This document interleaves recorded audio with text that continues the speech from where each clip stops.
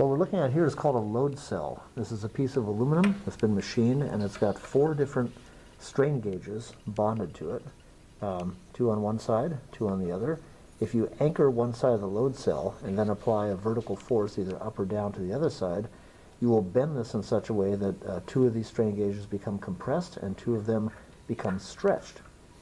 And the way this works, if you look at the diagram of it, you've got essentially a fully active bridge with every arm of the bridge being its own strain gauge. Every opposite pair of strain gauges is physically on the same side of the bridge. So these 2 experience the same stress, or strain I should say, and these 2 also experience the same strain. Therefore, if you were to move the load cell in one direction, stretch it, bend it in one direction, 2 of these resistances will decrease and the other 2 will increase. And all 4 effects combine to imbalance the bridge in the same direction. So what we have connected here is a 6-volt battery for excitation going to the red and black wires going to the load cell.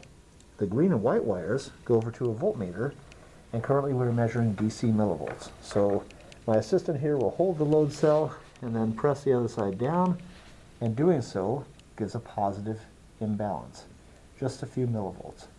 Then releasing that strain, it returns back nearly to 0.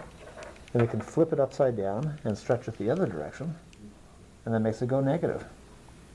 So typically in a circuit like this, what we would do is take the voltage signal reading between the green and white wires and amplify it to get a much more useful, much more strong signal, which we could then use to go to a display of some sort, a meter, or perhaps a comparator circuit that would trigger an alarm if the strain becomes excessive.